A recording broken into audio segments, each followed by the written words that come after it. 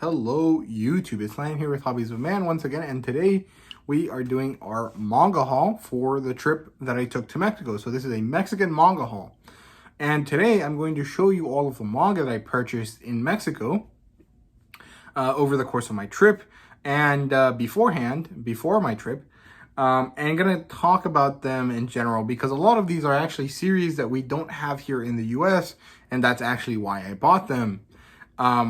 More so than because I liked or wanted to buy manga in Spanish. It was more like, hey, these are manga that I don't have the ability to buy in English, and I rarely use my reading skills in Spanish. I might as well like hit two birds with one stone and buy manga that is not available to me in English and practice my Spanish with them, right? And so that's why I kind of did this. And before we actually get into the haul section, which I'll leave in a chapter down here so you guys can skip to that if you want to, but before we get to that point, I do want to kind of talk about the manga scene in Latin America, and more specifically in Mexico, before we actually get into that. I might make a separate video if people care about it. I don't necessarily know that Americans or my viewers in Europe might care about this, but some of you might want to know about it anyways because you're into stuff like that.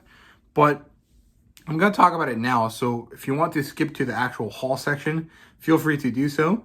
But if you don't mind saying, thank you for watching this section. So, my understanding of the Mexican manga market is that there's 5 possible companies that you'll come across.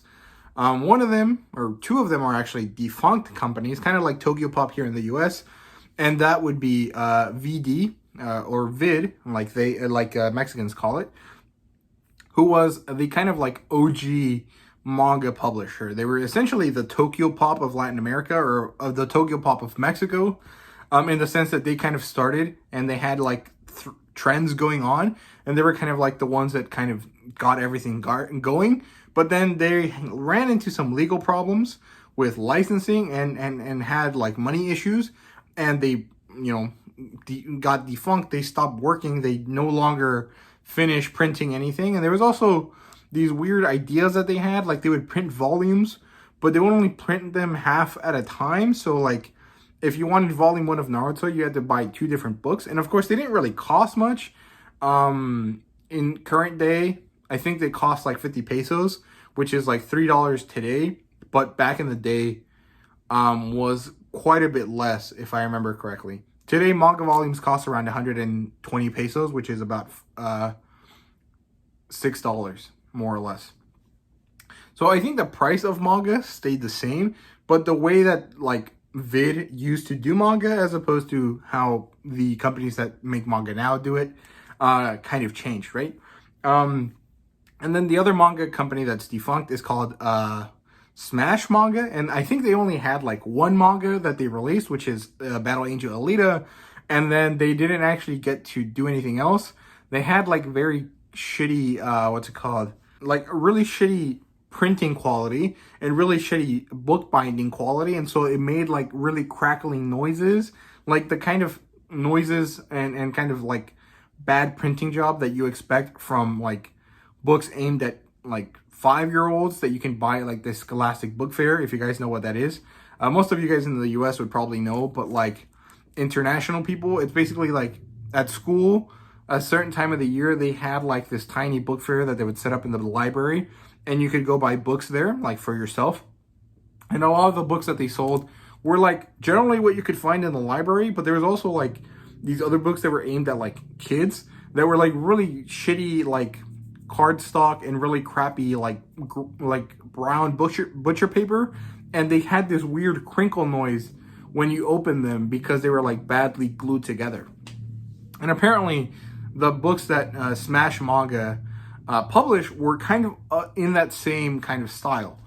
Beyond those 2 companies, there's 3 companies that are currently doing things in Mexico right now. One of them is Planeta, or Planet Comics, or specifically Planet Manga, or Planeta Manga, which are a company either from Spain or from Argentina that are making inroads into Mexico and publishing stuff in Mexico or selling it in Mexico.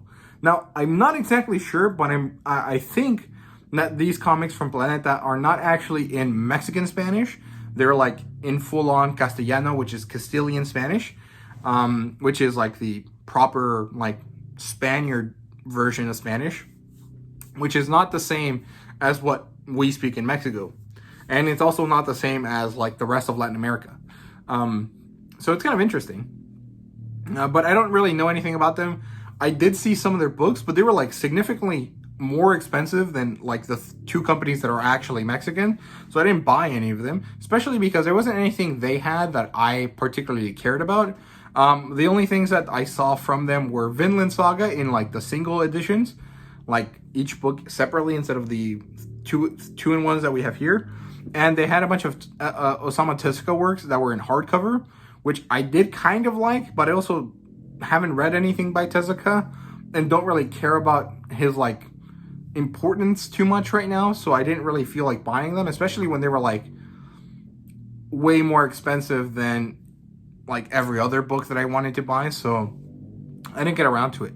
But the two major companies that we have in Mexico right now and that are actually doing stuff properly and like publishing books consistently are Panini Manga and Kamite, which are kind of interesting.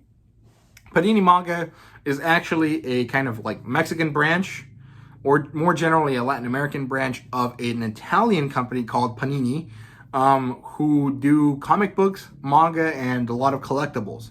So you can buy a lot of different stuff from them. But Panini Manga is like their specific manga publishing imprint, which is pretty cool. And actually, it's kind of interesting. The way that you refer to a manga company in Spanish is actually with the word editorial, which means publishing house. So these are manga publishing houses.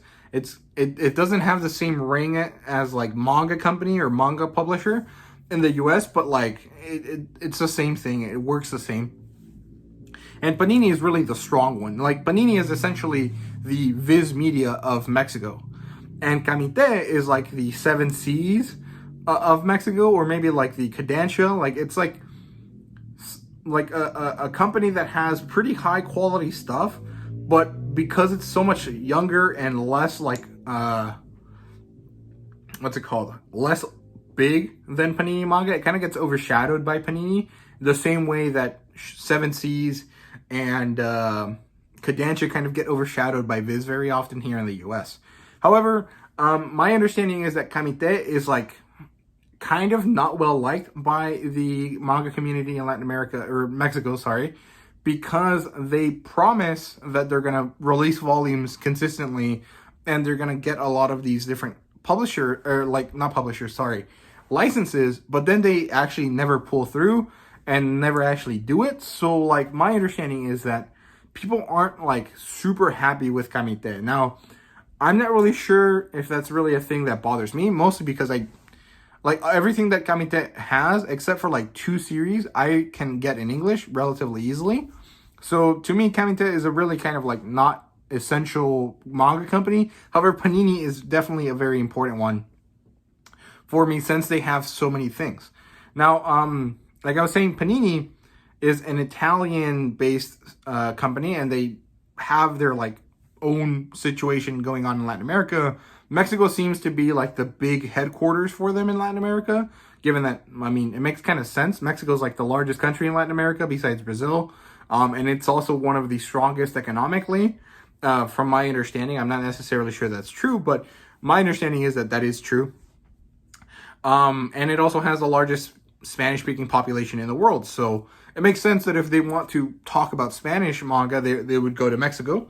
However, a lot of this manga that gets imported, at least early on, was actually translated to Spaniard Spanish, to Castellano, and then turned into Mexican Spanish and Argentinian Spanish and Colombian Spanish, which are the 3 places that Panini most notoriously makes manga for in Latin America. So that's pretty interesting. And that's basically it for like the manga scene, like what manga companies are going on. And I can make a video that is a lot more like in detail if you guys want to. If you guys want to watch that, sorry. I don't mind. It's actually kind of interesting. And I could get in contact with Latin American and Mexican manga tubers and ask them questions about it if it's necessary. So it's not really that big of a deal. However, that's basically it. Now, I also wanted to talk about where you can buy these, but I kind of already did that in my not my rambling video, in my check-in video, which is up there somewhere in the card. So I'll only mention that when I'm actually talking about the manga. But basically, there's like 5 different places where you can get it. Obviously, there's online, and then there's at specific publishing house comic stores. Like Panini has very notoriously got these places where you can go buy like stuff from their store that are called Panini Points or Panini or Tiendas Panini, which is like Panini store literally in Spanish. So you can go to these and you can find them in like malls and outlets. And I think in Monterey, there's one in one of the universities. Like there's a big one in one of the universities in Monterey. But I didn't get to go to that one. What I went to was a Panini store that happened to be in a mall that I went to by accident. Or like not by accident, but I went to without planning to go to it. Which is pretty cool. I mean, but like, yeah. The other 2 places, the other place where you can get it is at specialty stores, obviously. There's like different ones like Usagi Tokame, but then I also mean like weeb stores or like otaku fandom stores. There's a lot of those in Latin America. I keep saying Latin America. There's a lot of those in Mexico. In the mall, you could probably find about 4 to 5 different like fandom specialty stores. Mostly they sell Pop Funkos, but a lot of them also have like other things. And you can get them at department stores. The 2 major ones that I know of that I like actually verified were Sanborn's and Liverpool, which I also talked about. They're basically like Sears and JCPenney here in the US. And that's basically that's all there is to know about that. Now I'm actually gonna do the manga haul, but I'm gonna do it in like unboxing kind of style since these are kind of wrapped. So I'll unwrap them and I'll show you the volumes and also show you all the little cool gifts that they come with. And then the next video after this is going to be a manga comparison. I'm gonna compare each of these types of volumes to their American equivalents, and we're just gonna talk about the different types of manga. So yeah. So hello, part 2 of that manga haul video. Sorry, I kind of rambled on the first half, but hopefully you guys got around to watching this section of it. But yeah, look, we have a shitload of books. Let me just show you, see if I can stack these so you guys can see them. And hopefully that crinkling noise isn't horrible. But yeah, let me see if I can show you. There you go. We got a bunch. They're about 20 something books. And I'm pretty happy with all of them. So yeah, let's get into it. Okay. Sorry, that's my chair. It's kind of shitty. Let's start with what I got from my grandma. I bought all of these directly from the Panini online store. Okay, I turned on my lights. I don't necessarily know if that helped at all, but hopefully it made it easier to see what's going on. So, like I said, I bought these directly from the Panini Manga store, like their online store. And it was actually not the best experience. Like, it was pretty good, but they missed one of my volumes. I had to talk to them about it. They actually fixed the issue really, really quickly. However, I would have liked to not have that issue in the first place. But pretty nice. I'd recommend that you guys go to the Panini Manga specific store or the Panini Manga or the Panini online store instead of Panini Mexico store. It's a very small difference, but it makes the world of difference in like the experience of buying. So I'll leave the link to the proper store to visit down in the video if you guys want to check it out. So yeah, the first thing I got was a completed series. It's Bestiarius. I'm gonna remove all of these from their packaging. And a lot of Latin American and specifically Mexican manga tubers enjoy keeping their manga in these bags, but I don't like them. They feel like I don't know, it just feels like a lot of extra labor when I want to just pick up a book and read it. But yeah, so here's Bestiarius Volume 1. This is by Masasumi Kazikaki. Oh, sorry, Kakisaki, sorry. And this is kind of a historical fantasy. It's set in Rome in the first 1,000 years, if I remember correctly, or the first 100 years of Rome. Yeah, year 85 after Christ. And it's kind of like based around this gladiator like situation, and it's like Rome fighting against mythical creatures. So it's pretty cool. I bought it mostly because I think the art looks amazing. There you go. That's the first bit of art. Hopefully I can get it without glare. But yeah, if you guys notice, it's badass. It looks so good. It has great coloring on it as well, which is cool. And yeah, we got a lot of color pages here, but obviously most of it is in black and white. You see, this is part 2 of this book. And look at that. Look at the detail, man. Like, there's so much stuff going on here. It's kind of ridiculous. Look at the color on that dude's eyeball. So badass. But yeah, this is a shonen series. It's a 7-volume series. And I'll show you the volumes as I continue to talk about it. But basically, it functions in like these 5 different story arcs that all occur kind of individually of each other, but end up kind of merging near the end. Book 1 or volume 1 is actually pretty self-contained. You could read it by itself and you wouldn't have any issues. But I just bought all of it to just to read all of it in one go. These are actually the smallest versions of Panini's books. These are kind of like the old style that they had before they kind of got serious about it. And they're actually really, really small. They're kind of like the same size as a mass market paperback, which kind of sucks, but also is like good for collecting purposes. Like, it's just like nice to fit a lot of these in a single place with no problem since they're so small. But I mean, it would have been nice if they were slightly larger. But yeah, I like this cover a lot. The purple is really nice. I'm putting these on this side because this side seems like it has a lot of shadow. But yeah, I don't really know that much about it otherwise. And honestly, I might actually end up just reading it via scans if I don't like the way the Spanish sounds when I'm reading it. Because if I remember correctly, these are done by Mythos.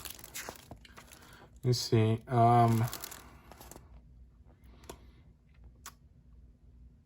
See, can I see it? Yeah, the guys that do the translation are Mythos, I think. Or, well, actually, it's this guy, Udisen Sanchez. But Mythos is apparently a company from Brazil that do translations in Spanish, or translations from Brazilian Portuguese into Spanish. And I'm not necessarily sure that works well, but I don't really know yet. So I'm going to check it out and see if I like it. And sadly, I heard that volume 7 of these came with a bookmark, but I didn't find such a bookmark. Well, this is volume 6. But let's see volume 7. But a lot of the other volumes do come with bookmarks. There we go. This is volume 7. This is the end. This is the same characters as volume 1, but grown up. And as you guys can see, no bookmark here, although that's pretty badass. The art here kind of reminds me of like Vinland Saga, but also like Berserk at the same time, if that makes sense. And here's all 7 of them lined up. That's backwards, but whatever, it doesn't matter. I like them a lot. I think they look really cool. And as you guys can see here, they're labeled different things. So this is book 1, Book of Ties. This is book 2, Book of Friends. This is book 3, Book of Pride. Yeah, I think that's what Orgullo means. Book 4, Book of Determination. And book 6, I think, Book of Heroes. And all of them, each book is kind of like its own arc, and it all kind of ties together at the end. So that's pretty cool. I'm pretty happy with these. The one thing that you guys will probably notice from Spanish is that they do spines the opposite way that we do in English. So it's actually kind of better to stack them facing up. And I don't know if that's a cultural thing or why this happens, but that's how they do it. So I'll probably end up stacking them upwards instead of like opposite ways, basically. But yeah, as you guys can see, I did get a little bit of a damage here on volume 2 that I didn't even notice until now. But, I mean, it shouldn't really make a difference. And once I fix it like that, it should be fine. But yeah, that's the first thing I got. Bestiarius 1 through 7. Pretty cool. Well, let me show them to you the right way. There you go, Bestiarius. I'll just stack them sideways over here somewhere. Then, Yagan, volumes 1 and 2. So, Yagan is by the same creator as Blue Lock, but it has a different artist.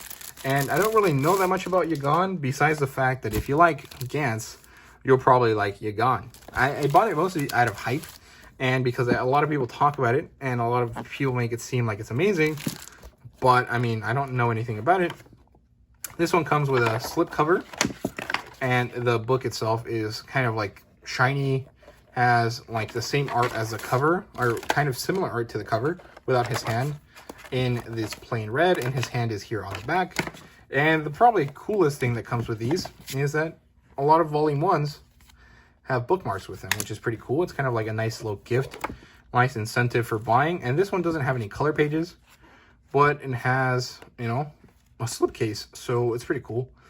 But yeah, the art here looks crazy, and these books are really floppy compared to a lot of Western ones. The best comparison I have in terms of like how they feel is probably 7 Seas volumes, and I think they're actually pretty similar sized as well.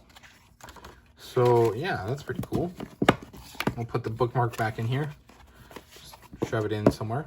So yeah, that's book 1. Actually, I'll just leave it here in the background. And here's book 2.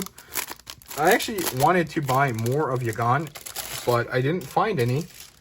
Or at least I didn't find volume 3. It seems to be out of print. So, that kind of sucks. But hopefully I'll be able to order some for Christmas. So there you go, Yagan volume 2. This one has the same kind of idea. Although this one is kind of different. Like, they actually left this hand in the front. And I guess they did something else in the back. Yeah. My man's naked out here with his little owl guy from Duolingo. And yeah, I really like this blue. I don't know if you guys can tell, but it is kind of matte finished. Although, like, the colors themselves are kind of flat, but the fact that the paper itself is kind of shiny ends up being kind of crazy. But yeah, look at this. This is maybe a lot less 3D looking than Gantz, but it has that same kind of like crazy style. So I'm really excited about it. Hopefully it ends up being a good story. There you go. That's a nice fan service bit on the cover there. And yeah, that's basically it. Yagan is essentially about these aliens that show up on Earth, and they infect people. I think it's through frogs.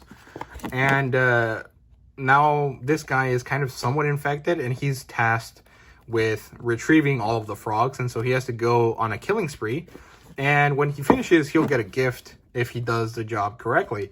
So it's very similar to Gantz in that sense.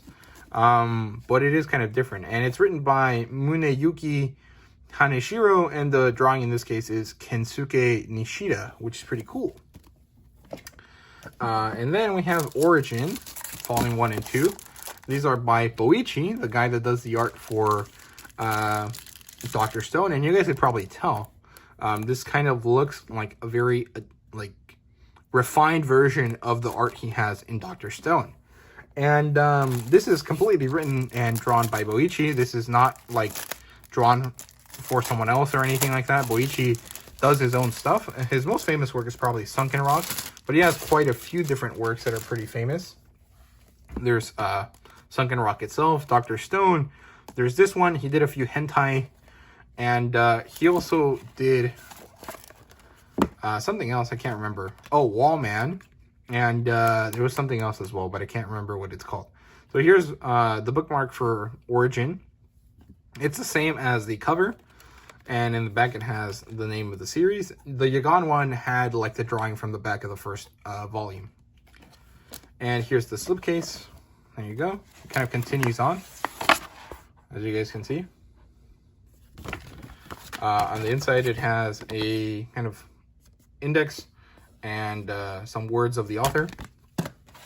And then the volumes themselves are this nice matte finish black that has a kind of shiny tone to it. And the image is kind of like in this kind of faux x-ray. And it's pretty clean. I really like how these look without anything. And we get a few color pages. Boichi's kind of more adult style here. This is a seinen, if I remember correctly. And yeah, I mean, what can I say about this story? It's pretty cool. It's about these robots that are hunting people, and there's also this other robot which is called Origin, which is this guy, and he's trying to protect humans. It's essentially a very kind of like iRobot type of situation. He lives by this code that was left to him by his creator, because his creator kind of gave all of the robots that he created like this idea that they should live as humans do, or like the best way possible or something like that. And they took it to mean different things because they have like separate and very different logics. And so now we get like this like robot on robot battle situation going on, and it's a pretty cool thing. In classic Boichi, there's a lot of panty shots and a lot of very attractive looking female characters. So yeah. But yeah, that's Origin, volumes 1 and 2. Now, I don't want you guys to think that every manga that you would buy from Mexico has a bookmark. Only, if I remember correctly, Panini Manga doesn't. And only with books that have come out in recent years. Like, I think Panini has been around for like 7 years. And only stuff that has come out in the last 4 or 5 have bookmarks with them. And mostly it's special editions or first volumes of new series that are releasing, mostly to kind of like entice you to buy the first volume, and then also to kind of provide you a little gift to continue the series, right? Because it's pretty cool to have a bookmark for a whole series that you can kind of use for that series, right? So it's pretty interesting. I don't know. I kind of like this idea of gift giving for the readers, because it's kind of nice compared to the way American companies look at it. But I don't know. I think it kind of depends on every person's kind of like idea. I just noticed some damage here. I see. Yeah, I kind of damaged the book a little bit, but I'll fix it later. But yeah, that's kind of disappointing. This is because Mexico doesn't have the same kind of like mail industry and mail infrastructure that we have here in the US. But here's the last 2 things I got from that first haul that I bought in June. All of this was about $75 once you turn it back into American. $1 is about 19.86 pesos. So basically $1 is 20 pesos. And most of these volumes were less than 150. These were the most expensive, which is 150 pesos, 149 pesos actually, which is about $7.40. And these are Saint Seiya, obviously. These are the Kanzenban edition. Everything else I showed you guys was regular Tankobon editions from Japan, imported directly as they are. This is the Kanzenban, and I think this actually even got a few different upgrades. First of all, here is its bookmark. As you guys can see, it's similarly sized to the, to the book, and I think it's actually only slightly smaller, the image. But this is obviously bigger than the ones that come with the other series that I showed you. And these are directly copies of the Japanese Kanzenban to celebrate some kind of anniversary, if I remember correctly. Here is the slipcase. These have nice touch. They have this writing here in Greek, and they have Athena's symbol. And then back here they have a Pegasus' armor. And these are kind of interesting. They change colors. They each look, or every 2 volumes, and there's 22 total, change colors. I think the last 2 are gold, but every other one is red, green, pink, blue, and orange or something like that. Whatever the colors are for the knights, they get represented here in these editions. So here you go. The first 2 are red because Saint Seiya is about Pegasus Seiya, and his color is red.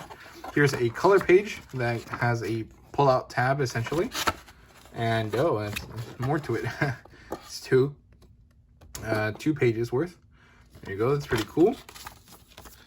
And it also has color pages inside, but the color pages that are inside are kind of different. These are kind of like the same kind of style that you would find in the All You Need Is Kill volumes, where it's like the same paper as the proper manga, and then it stops being normal color pages and it becomes these kind of like red tone pages. I don't know what to call them, but these are kind of like how it would look in the original Shonen Jump magazine, which is pretty interesting. And you get a lot of these dotted across the book. I think about 70 pages of this are in that color, which is pretty interesting. These are only about 160 pages, or sorry, almost 200 pages, 230 I think. And then you get some more stuff here in the back in color. You have diagrams for the different armors, and that's pretty cool. I mean, the second book is more or less going to be the same, but yeah, I bought these because I really am a huge fan of Saint Seiya. It was something that's really nostalgic for me. One of my uncles showed it to me when I was growing up, because I went to visit him and he was a teenager at the time, and I was like a little kid, and he got into Saint Seiya, and he still watches it. Actually, I talked to him about it the other day. And he enjoys it, and he showed it to me, and he bought me a bunch of stuff. Like, I have 2 different clocks, and I used to have a little rug, and then he used to buy armor, like toys and stuff like that, and it was pretty cool. And I watched the series a few times. I really liked it, but then I never could find it in English, except for this volume right here. So I kind of just bought it in Spanish, since it were like only $7.50, which is still cheaper than any of these. So yeah, more or less the same here. This is the Galaxian Ores. Ooh, Iki shows up. There you go. And yeah, I don't know. This one didn't have any color pages. I think that maybe there weren't any during this part of the series, like the serialization of this series, and so they didn't show up. But yeah, that's basically all there is to these. I mean, I just really like how they look, and I'm really happy to own them. Okay, oops. Let me put these back, and then I'll show you all the other stuff that I bought. So yeah, this is gonna kind of be a very long haul, and I do kind of apologize for that, but at the same time, like, there's really nothing else I can do about it. I just like talking. So there you go. I'll probably end up showing these in a much less, like, what's it called? Meaningful way, or like less elaborate way once I do the actual, like, end of the month haul. But this is like just to keep it separate, to show you Mexican manga on their own, right? So here we go. This is the second stack that I have. I bought these like myself instead of buying them. Instead of buying them online, I went to different stores and bought them. I got these at a Liverpool, which is a well, I got this one specifically at a Liverpool, and a Liverpool is essentially a JCPenney type store that happens to usually be placed in a mall. And I went there. I went to their library section because it's like a expensive commodity type of place, and they sold these. And Panini does this often. They make these tri-packs that have the first 3 volumes for a significantly reduced price. It's not basic. It's not exactly 3 for 2, but it's almost basically that. I think it actually is. This was 229 pesos, and each of these volumes at 109 pesos, which is, I think it's 9 pesos more, which is barely anything else, or it's barely anything extra. It's essentially a 3 for 2. And they have a few different ones. They have this one. They have one for Platinum End. They have one for Vagabond, and they might do one for Slam Dunk if I remember correctly. And they have a few other things that they have like that. But yeah, well, I need scissors for that. Let me go get them. I also got my water bottle. But yeah, so this is Adam the Beginning. This is a Tezuka reimagining or actually it's more like a retelling turned into a reimagining. It's actually, like it says here, by Tezuka. The conceptual work is by Masami Yuki, and the illustrations by Tetsuro Kasahara, and the editor is Makoto Tezuka, like the son of what's called Osamu Tezuka. And this is a retelling or reimagining of Astro Boy, which is kind of cool. It comes with this little ribbon, kind of like Japanese volumes do, which I guess you could use as a bookmark, but it's not necessary because volume 1 should come with a bookmark. And there you go. Here's Adam in all of his glory. And then here's the illustration that you get on the book. So let me put these to the side. Here is the book itself, slipcase, and this is the illustration that you get on the bookmark. There you go. These are some kind of words. Nothing on the inside. Some books in Latin American and Spanish publishers have like stuff on the inside, but these don't. And none of the other ones that I showed you do either. So yeah. And then we get this kind of really cool mechanical design thing, pattern that I really like. I like this silver as well. Then on the inside we get a color page, which is pretty nice. We get another color page, some more. That one's probably my favorite. I really like that. It's from the bookmark. There you go. And apparently this is a prequel, or it has elements of a prequel. It tells you the story about how Astro Boy came to be, but I don't really know that much about it. It kind of reminded me of Real Steel, and that's mostly why I bought it, because I heard that there was an arc where they fight with robots, and I really like that. Real Steel was one of my favorite movies growing up, although I know it's pretty garbage. But I mean, it had Hugh Jackman in it, and it had robots that were boxing, so that's pretty cool. There really isn't much to say about that one. I just liked it conceptually, so yeah. There's Adam. I don't really care that much about Tezuka and his works. Like, Astro Boy isn't really something huge for me, but I did want to check it out because I also want to pick up Naoki Urasawa's Pluto at some point, and I thought it'd be interesting to kind of check out this one that is kind of like a prequel to Astro Boy in general, and therefore kind of a prequel to Pluto, since that's a specific arc from the series, right? So there you go. I didn't think we'd have fan service here, but there you go. These again are really floppy. The origin volumes weren't as floppy. I don't know why that is, but I mean, there is a slight difference in the floppiness. I guess it's probably due to a change in the paper quality or the paper that was being used. As you can tell, these are kind of yellow compared to the other volumes. I didn't actually show you any, I think. Here you go. These are the Saint Seiya ones. These are bright white. All the other ones are more or less somewhere in between Saint Seiya and this one, but they've all been released at different times. So Panini is always kind of changing up how they do things, and so that kind of leads to a lot of differences in like their books from one series to the next. There you go. I actually really like this cover. I like this female robot, and I like the fact that she has a giant gun. It's pretty cool. The mechanical design on all of these seems to be about the same. So that's kind of interesting. I don't know. It doesn't really mean much to me. The art here looks pretty nice though. That's somewhere in between Naoki Urasawa's kind of realistic style and a lot more like action, shonen kind of vibe to it. So it's pretty cool. I like it. So yeah, that's all I got to say about Adam. I don't really know that much about it. I just like the idea of it, and I like robots. So there you go. And then I'll just put these up here as well.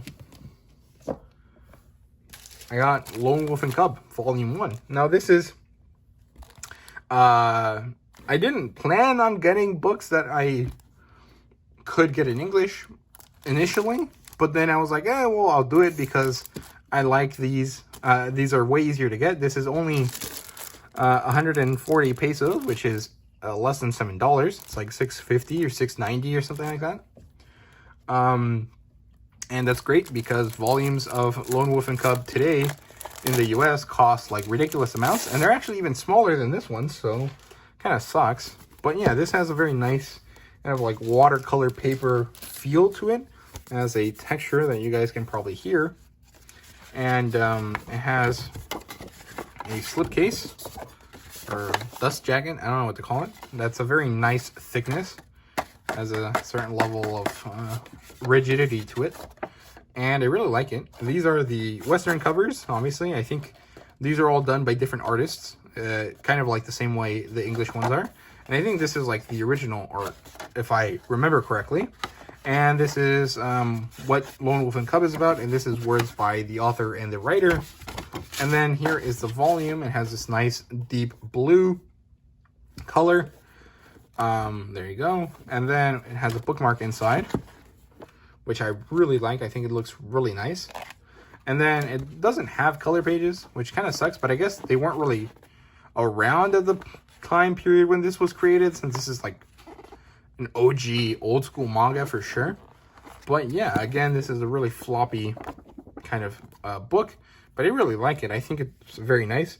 And once you put the slipcase on, it doesn't really move that much. The slipcase or the dust jacket is very rigid, so it's kind of fine. See, it looks like it moves on the inside, but the thing itself doesn't really do anything. But yeah, this is the first thing I got that is also available in English. Everything else I got is not available in English or very expensive in the case of Saint Seiya. And this is something I got just because I wanted to pick up a classic manga without having to break the bank. And then the other two that I got are Blade of the Immortal. Now, I do own this version, but I didn't want to collect it in this version because reading it Western style actually kind of hurt my enjoyment of the series, because I would get lost trying to follow the art sometimes, and the way that the story progressed didn't feel as good, and I think it was because of the flipped art. However, these are Japanese style. They function correctly, so that's why I got them. Also, the fact that they're smaller and they're in a new edition that is Japanese instead of like whatever the Dark Horse ones are means that I wanted to collect these instead. They're also way cheaper. This is 199 pesos, which is $10 more or less. Those other ones cost me 25. These are 2-in-1s as opposed to 3-in-1s, but I mean, buying 2 of them is still cheaper. It's 20 instead of $25, and I get 1 more volume out of it, so I thought it was pretty good. So yeah, here we go. These are volume 1 and volume 2, and these covers are brand new, or I think they're from the Kanzenban edition, but this was released as a wideband here in Latin America and in Mexico. Again, this is kind of like that watercolor paper, and it makes the charcoal drawings pop out way more. As you guys can see, they changed Manji's swastika into this kind of stylized X, which is probably due to minimizing the possible repercussions of people getting mad at it being Nazi propaganda when it's clearly not. So yeah, the image of the slipcase is copied over into this shiny gray material, and no color pages, like I said, but the art is the right way forward or the right way around, so hopefully it makes it easier to read and I can enjoy it much better than I did the first time. Here is volume 2, Omnibus 2. This has up to volume 4, and again, I don't think these have indexes in them. Actually, it does. It says, well, I don't know what it says, but whatever. I think it tells you the different arcs and stuff, so I'm not really sure. Or it tells you, like, chapter titles or something like that. I can't remember. But yeah, I really like these. It feels almost like the ink is, like the charcoal, because that's what this looks like, is going to rub off on your fingers, but obviously it doesn't because it's printed, and since it's dry, it's fine. All of these have a different logo here on the blade section that corresponds to a different character, and I think that's really cool. But I mean, again, I mean, to Americans, this is probably going to look pretty boring, especially since these are kind of small. But I think it's pretty cool, and I really enjoy them. And I think these are a better way to collect the series for me personally than the American ones. Not that I dislike the American ones, but like, I don't know. I just feel the American ones aren't as good because they're like flipped to read like comic books instead of manga. So yeah, these are my 3 historical series for like, what's it called, samurai. I could have got Vagabond as well, but I decided not to because I wanted to buy other things, which I also ended up not being able to buy, but that was because I couldn't find them at the stores that I was able to go to. So kind of sucks, but whatever. We're almost at the end here. I got 4 more books.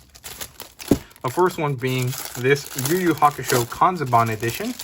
These are collected, I think, instead of the traditional 19 of the original series, I think it's collected in 15. So it's like 1 1/4 volumes per volume of this edition. But I picked this up because of a few things. One, the bookmark is badass. I like it a lot.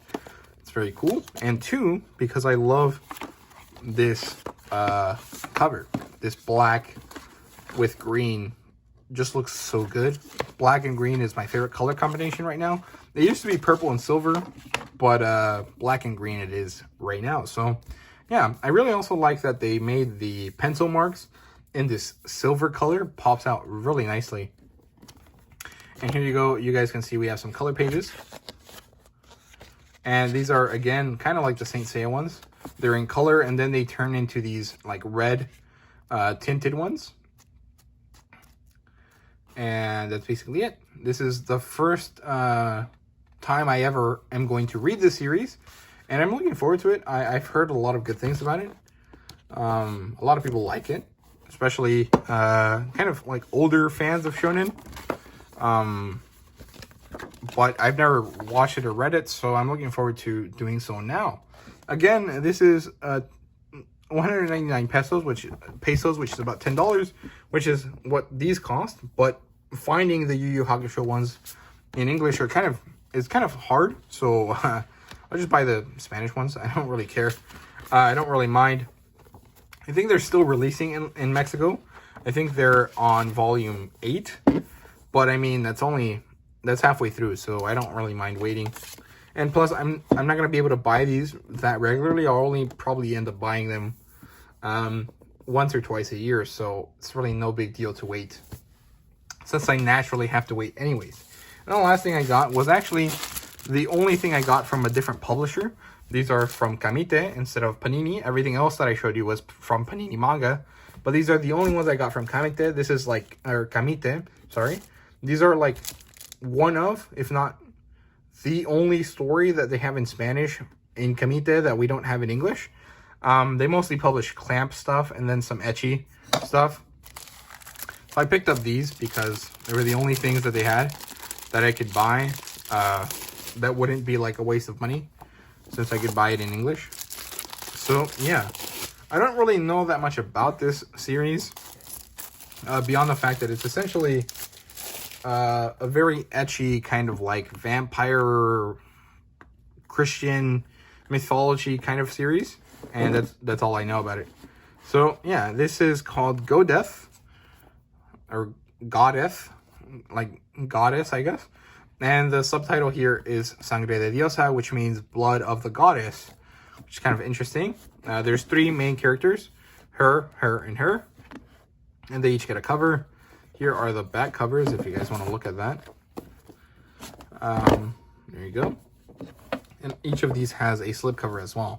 Now this is interesting because they publish them independently, or like each book itself. If we got this in English, which I very much doubt because of this and massive titties, you would probably see this collected into a single volume and then sold like a omnibus. But they don't really do that very often over there. I mean, Panini does, but only when it's like Kanzenban editions. They very rarely do like omnibuses just for the sake of getting things done quicker, like they do here in the US pretty often.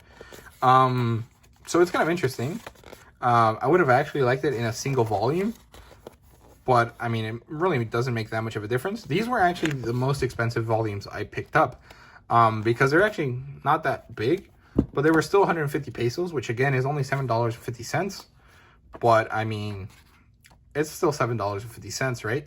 Especially when they're really not that cool of an edition compared to like the Yu Yu Hakusho in the Saint Seiya editions that I picked up. So, I mean, I don't know. I think it's okay. I don't mind. And I don't mind supporting Kamite by buying these. Since Kamite is like literally the only competition for Panini manga in Mexico. Here's volume 2. And here's the inside of volume 2. I actually, I think I like this image better than this one. But I think she's a better character, like design-wise, than this one. So that's kind of interesting. I really like this purple. And the first volume had color pages. This one doesn't really, besides the cover. But the art is pretty nice. This author created some other series, which I've heard of, like, watching videos, but I've never actually seen, which is called Ikitosen. I don't really know much about it, but it has this very kind of, like, ecchi battle manga with a lot of female characters kind of vibe to it, which is essentially what this is, basically. It's like Hellsing, but like with hot chicks instead of like crazy vampire dude, if that makes sense. And that's kind of why I got it, essentially, because it had hot chicks and because it was not by Panini. But yeah, also I just thought the story sounded interesting. So yeah, there you go. That's all I've got. So yeah, that was a long ass video. I don't know why I've just been making, making very long ass videos for like, maybe not no reason, but like for less of a reason than usual. Usually I make long videos because I have a lot of things to say. And I guess that's still the case right now, but like, I don't know, I'm also kind of out of practice, so I'm not as succinct as I usually am. And that's kind of making my throat hurt a little bit. It's kind of tough, but I am enjoying this. So, I mean, I don't know. Hopefully you guys enjoy the video as well. Let me see if I can fit all of the books in frame before we finish the video off.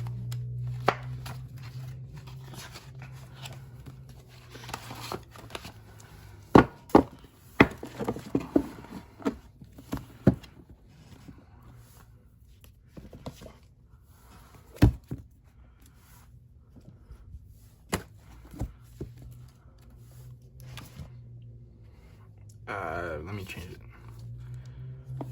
Yeah, Kamite does it correctly, or like the English way. They do it going down instead of going up, so it kind of causes issues when you're looking at it the other way. There you go. You see, it makes it look like they're backwards, which I guess they are. We'll do 2 at the bottom, 1 on top, like that.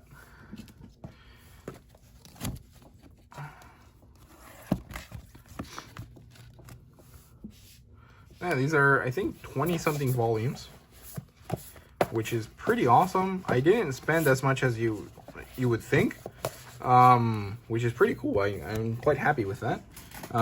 If I had bought all of these in American money, or like in the US, it would have been expensive as shit, but thankfully it's not. So yeah, there you go. That's all of the manga I bought in Mexico. And I'm going to make a comparison video comparing all of these different books, or all of these different sizes of books, to different series that are available in English, to kind of look at how different volumes are from country to country. Also compare them to Japanese manga and see how you guys like that. But yeah, I hope you guys enjoyed this video. If you did, please leave a like, subscribe, and comment down below. Let me know what you thought. And thank you guys very much for watching. I hope this video doesn't end up being like 1,000 years long, but it's probably going to be about an hour or so. And yeah, see you guys later.